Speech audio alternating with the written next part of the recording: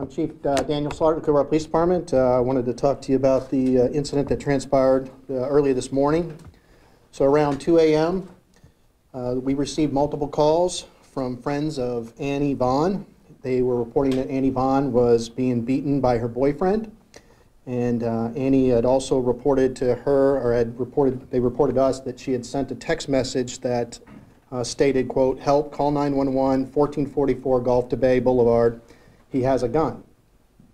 So about 2:26 in the morning, our officers were able to make contact with Ms. Vaughn outside of in the threshold of the doorway of this location and engaged in some very brief dialogue with her.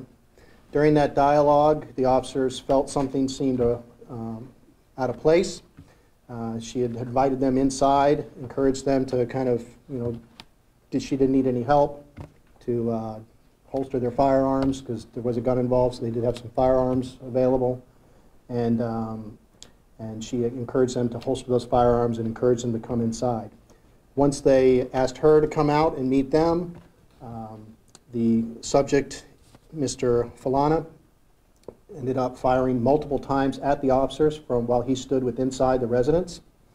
There are multiple rounds that went in the direction of the officers. Some of them you can see in the vehicle that belongs to Mr. Falana that was right behind where the officers were standing. The officers were not able to return fire. They basically immediately went for cover. One officer had narrowly missed being struck by multiple bullets. He has a fragment of a round that was embedded in his shoe. He has two holes in his pants that look like two of the rounds went through his pants, narrowly missing his leg. From there, Mr. Falana stayed within the residence. In this location, if it's a little awkward, that has an easterly access for kind of a residential area, but there's also a business strip store that's on the western side of the building. So Mr. Falana had retreated back inside of the business. Officers were on the other side, on the western side of the business, kind of trying to provide containment. When Mr. Falana started shooting at them from through the window and then exited through this broken window into the roadway, where officers returned fire multiple times to neutralize the threat. The firearm that you see to my far right here is the firearm that Mr. Falana used to try to kill the officers. It is the firearm that was within close proximity of his body as he continued to move to the point where officers neutralized the threat. The officers involved in this incident were Officer Stephen Buis, a one-year veteran with the Clearwater Police Department and a United States Army veteran who did several tours overseas. Officer Zachary Center, who is a one-year veteran of the Clearwater Police Department but an experienced officer from outside the agency. Canine Officer Robert Main, who is an officer with about 8 years experience, and Sergeant Michael Spitaleri, the canine sergeant, who has about 12 years experience. All four of those officers were the ones that returned fire that morning.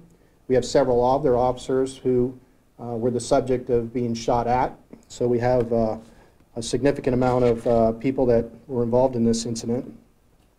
The next stage on our investigation, which will take a lot of time because of the large scope of the scene and the amount of information, the video that we're collecting, will take a lot of time to continue on with this investigation. There is a separate and independent investigation being done by the State Attorney's Office into the death investigation of Falana. There is an investigation being conducted by my Criminal Investigations Division. They'll do a comprehensive criminal investigation as well. And then a complete administrative investigation that will be separate, independent, and bifurcated from the criminal case handled by my Office of Professional Standards to review any administrative issues. It would be very difficult to answer too many questions this early in the investigation, but I am willing to try, and so I will go ahead and open up the floor, and Trevor, you were the first one up.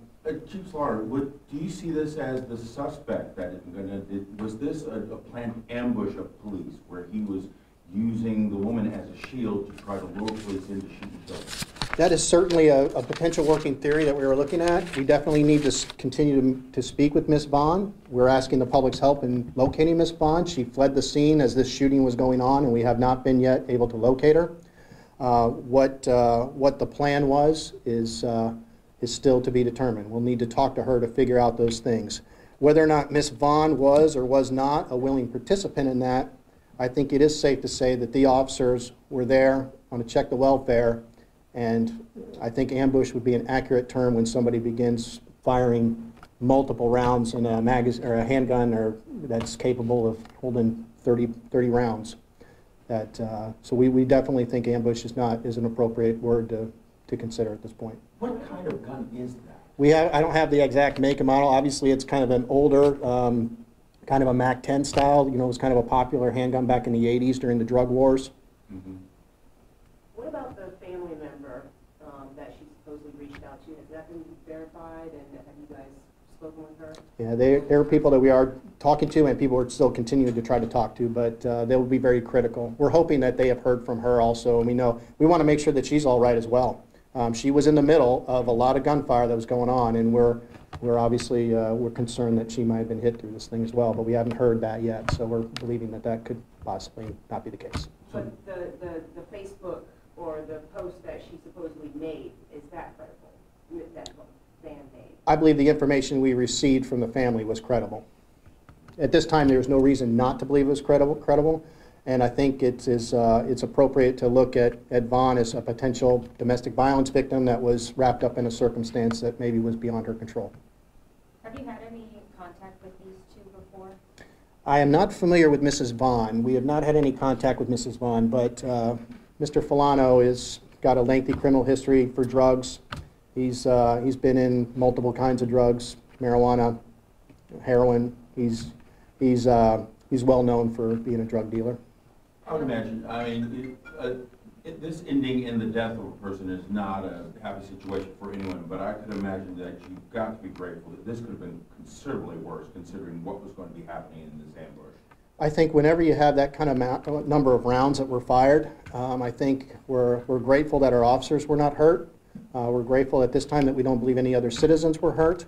I mentioned the rounds going through the officer's clothing, narrowly missing his leg. So he had 3 rounds that were within taking his leg out. I think that just puts an exclamation mark on how close this was to being, much worse than it is. Chief, there was an individual at the scene that, according to her, the suspect was on the ground at some point when police fired shots when the suspect was already on the ground. Does this sound correct? And if so, was the gun is still in proximity with him being on the ground? Yeah, and I think that all of the things you're asking about are things that require a whole bunch of vetting. So it is definitely early in the case, and I want to make sure that I accent that these are all preliminary information we have.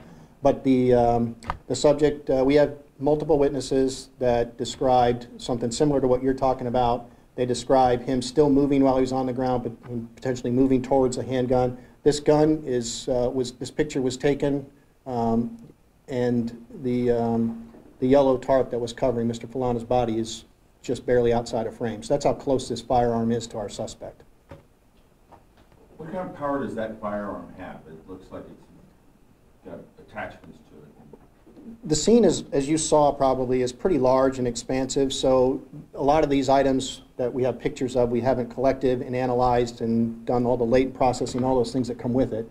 But I believe it to be kind of a small handgun round, a 9mm 40 caliber, 45 caliber handgun. So it's a potentially lethal round, and the capacity is obviously scary in itself too. Any sense of how many rounds were exchanged in this?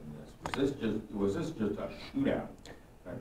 I think it's fair to describe it as a shootout. He came out with obviously some significant firepower, with significant ammunition at his disposal, and that we responded in kind. Did you say, Chief, how many times the suspect was hit with gunfire? No, I tell you, he says multiple times at this point. So I'm sorry, it looked like were they in the business? Were they in one of those businesses where all this happened? So if you're familiar, you probably saw the front side of the store, the western portion of the store. On the back side, there's another entrance, and there's kind of like one of those resident type things that people maybe live in the back. I'm not sure if he was supposed to be living in the back, but it appears that's when what was happening. So you can access the unit from both the east side and the west side. Our officers made contact on the east side initially And then when he ran out the front, he was able to go from the eastern side of the business to the west side and come out, excuse me, through the glass. Do you know what her demeanor was like when the officers were trying to talk to her? Because why would she run? Well, I think that's only a question that Mrs. Vaughn can answer, why she ran. I mean, if she ran because she was scared because she just saw a big shootout, if she was running because she knew what was going to happen, I don't know. I think the officers, when they got there and tried to engage her in conversation, I think they were very wise. They felt something was just not right. They wanted her to come to them. Instead, she insisted on staying in that threshold of the doorway. Maybe her intent was to stay there to keep him because she knew what he wanted to do and she was hoping he wouldn't do it. I don't know yet. That's only a question that Mrs. Vaughn is going to answer, and we look forward to talking to Mrs. Vaughn. She very well may be a victim in this whole scenario. She may be a person suffering from spouse abuse syndrome, or she may be somebody who willingly helped to set the police officers up. That's something that only she can answer at this point. And the officers entered the apartment, in the end, went through the threshold, they had their weapons holstered at that time. Did they go in? The officers didn't go in that apartment. They were outside of the apartment when he started shooting at them, and then they went for cover, and then he ran through to go out the other side. The officers didn't go in to clear that residence till after this situation had stabilized. So at this time, Ms. Van is not a suspect. You don't know if she's a victim, but she's a person of interest that you simply want to talk to who's connected with this case. At this point, I feel most comfortable classifying her as a witness, and I don't person of interest in the sense that she knows what happened from her perspective, and I think she can connect some of those dots. I don't know what was in the mindset of Mr. Falana. I mean, he's got a lengthy criminal history, and drugs never seemed to keep him off the street before, so there's really no reason to attack our officers the way he did. We don't know why yet. Was there any current warrants out for him, do you know? Not that I'm aware of. And to be clear, those bullet holes are from his gun, right? Yes.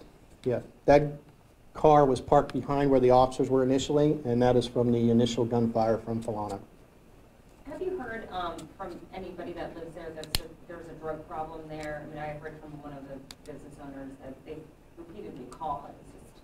It's just there, and they can't get to clean it up or something. It's an area that's been of concern for us for some time. We've done a lot of work in that area. As I'm sure many people in this room who cover crime on a regular occasion see the same scenario with a person with significant lengthy drug history. I can only reassure you that the officers are aggressively attacking the drug problem, and they're making arrests. But these kind of problems, arrests don't solve your problem. That's just a circular door, and obviously it's a profitable profession for a person like him with no morals.